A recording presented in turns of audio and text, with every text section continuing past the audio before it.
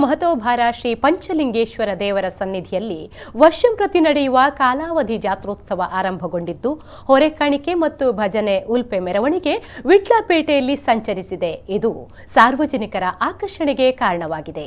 ವಿಟ್ಲ ಜಾತ್ರೋತ್ಸವ ಅಂದರೆ ಒಂದಲ್ಲೊಂದು ವಿಶೇಷತೆಗಳು ಒಳಗೊಂಡಿರುತ್ತದೆ. ಇಡೀ ಊರಿಗೆ ಊರೇ ಸಂಭ್ರಮಿಸುತ್ತದೆ. ತುಳುನಾಡ ಪರಂಪರೆಯ ರಾಜಮನೆತನದ ಆಳ್ವಿಕೆಯ ಸಾಕ್ಷಿಯಾಗಿರುವ ವಿಟ್ಲ ಮಹಾತೋಭಾರ ಶ್ರೀ ಪಂಚಲಿಂಗೇಶ್ವರ ದೇವಸ್ಥಾನದಲ್ಲಿ ಜನವರಿ 14ರಿಂದ ಧ್ವಜಾರೋಹಣ ಮೂಲಕ ವರ್ಷಾವಧಿ ಜಾತ್ರೋತ್ಸವಕ್ಕೆ ಚಾಲನೆ ನೀಡಲಾಯಿತು. ಜನವರಿ 22ರವರೆಗೆ 9 ದಿನಗಳ ಕಾಲ ಜಾತ್ರೋತ್ಸವ ನಡೆಯಲಿದೆ.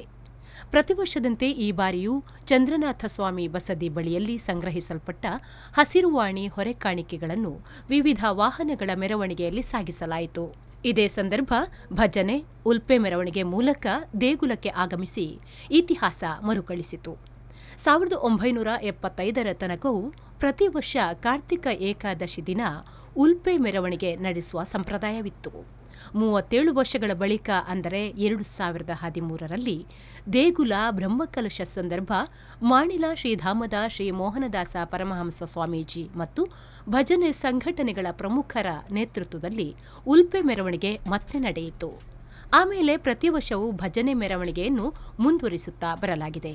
ವಿವಿಧ ಭಜನಾ ಮಂಡಳಿಗಳು ಭಜನೆ, ಕುಣಿತ ಭಜನೆ ಮೂಲಕ ಈ ಉಲ್ಪೆ ಮೆರವಣಿಗೆಯಲ್ಲಿ ಪಾಲ್ಗೊಂಡು ಯಶಸ್ವಿಯಾಯಿತು.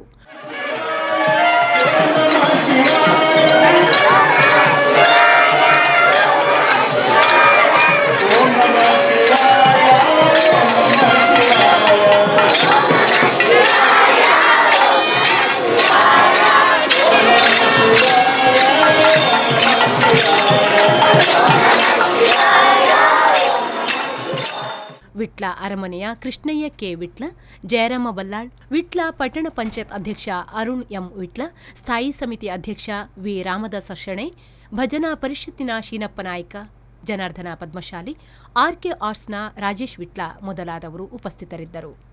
ಮೊಹಮ್ಮದ್ ಅಲಿ, ವಿ4 ನ್ಯೂಸ್ 24/7 ವಿಟ್ಲ.